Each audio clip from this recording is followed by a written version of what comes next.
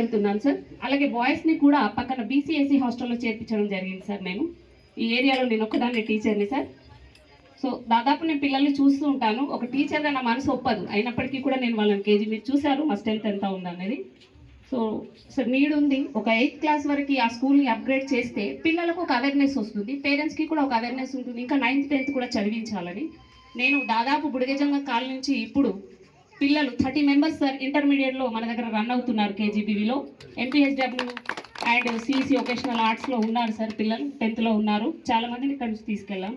But ఈ సమస్య అక్కడి వరకు కాదు, ఇక్కడే మీరు కొరుట్లలో కేజీబీవీ మరియు మోడల్ స్కూల్ కూడా ఉంది సార్. బట్ మెట్పల్లిలో మోడల్ స్కూల్ కేజీబీవీ లేదు సార్. ఇది మీ దృష్టికి ఎందుకు తీసుకొస్తున్నానంటే ఈరోజు మీరు మా వాడకట్టుకు వచ్చారు కాబట్టి తీసుకొస్తున్నాను సార్. ఎవరైనా మీకు చెప్పారో లేదో నాకు తెలియదు. మెట్పల్లి నుంచి చాలామంది పిల్లలు మోడల్ స్కూల్కి ఎగ్జామ్ రాస్తున్నారు sir. But they are preference is only mandal students sir. Ibrahimpatnam ఎవరికి లేదు సార్ అక్కడ సీటీగా. మరి ఇలాంటి స్కూల్స్ మన మెట్పల్లిలో కూడా ఉంటే పేద పిల్లలకు మనము మంచి చక్కని విద్యను అందించిన వాళ్ళం అవుతాం సార్. పిల్లలు కూడా ఎడ్యుకేషన్ పరంగా డెవలప్ అవుతారు. ఇప్పటికీ కూడా ఇందాక సార్ అన్నారు ఇది ఒక slum, but not a slum sir. ఇక్కడ కూడా we're educated sir, all educateds. పిల్లలు కూడా ఎడ్యుకేట్ అవుతున్నారు. హైదరాబాద్లో అక్కడక్కడ స్థిరపడి మంచి చదువు మంచి చక్కని ఉద్యోగాలు కూడా చేస్తున్నారు సార్. మరి మా పూర్వీకులు మీకు తెలుసు ఇది మైగ్రేట్ ఏరియా అని, అయినప్పటికీ లింగన్నకు తెలుసు. ఆల్రెడీ నేను నరేందర్ వాళ్ళ మిస్సెస్ నన్ను వారికి కూడా తెలుసు.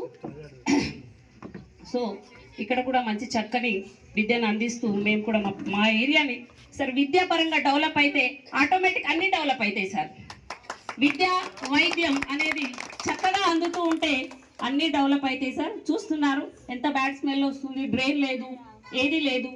అఫ్కోర్స్ కావచ్చు గత ప్రభుత్వంతో మాకు సంబంధం నేను యాజ్ ఒక టీచర్గా మీ దృష్టికి ఇవన్నీ తీసుకొచ్చాను సార్. ఏమైనా మాట్లాడి ఉంటే అన్యత భావించదు sir. Thank you sir. Thank you so much.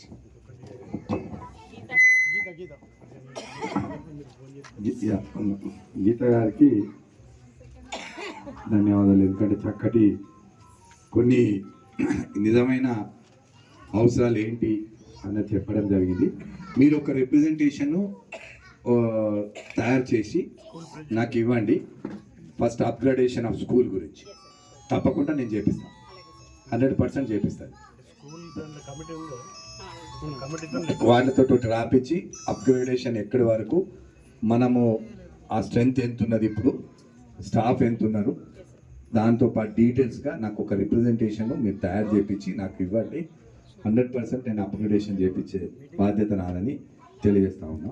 ఇంకొకటి రెండోది మీరు ఏదో అడిగినారు, మోడల్ స్కూల్ ఒకటి అన్నారు మెట్పల్లికి. అది కూడా అది మున్సిపల్ లిమిట్స్లో ఇవ్వచ్చా అన్నది తెలుసుకోవాలి మరి. ఎందుకంటే అది నార్మల్గా మండల్ లెవెల్లోనే ఉన్నాయి, మున్సిపల్ ఇది లేదు. ఒకటి మీరు ఆ రిప్రజెంటేషన్ తయారు చేయండి. తయారు చేస్తే ఒకటి నేను ఎంపీ గారు అరవింద్ గారితో కూడా మాట్లాడడం జరిగింది. సైనిక్ స్కూల్ కోసం ప్రయత్నం చేస్తున్నాం. సైనిక్ స్కూల్ మేము ఇద్దరు కొట్లాడుతూ ఉన్నాం, ఇది నాకు కావాలని అంటే జగిత్యాల వాళ్ళు. సో ఇద్దరు పోటీగా నడుస్తూ ఉన్నది. సో వారు ఏమన్నారంటే సైనిక్ స్కూల్ మనకి ఇచ్చేసి కేంద్ర విద్యాలయ జగిత్యాలకి ఇస్తామన్నారు. సో ఇట్లా కాంప్రమైజ్ అయినా తప్పకుండా సైనిక్ స్కూల్ను మనకు మన నియోజకవర్గంలో మధ్యలో ఎక్కడ వీలైతే అక్కడ ఏర్పాటు చేసేందుకు ప్రయత్నం చేస్తున్నాం.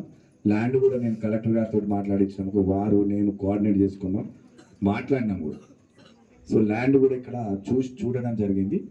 నేను ఎంపీ గారికి కూడా చెప్పిన తప్పకుండా మేము ల్యాండ్ చూస్తామని చెప్పినాం. వారికి సర్వే నెంబర్లతో సహా పంపించినాం. వారు కూడా నాకు మెసేజ్ చేసి చెప్పడం కూడా జరిగింది.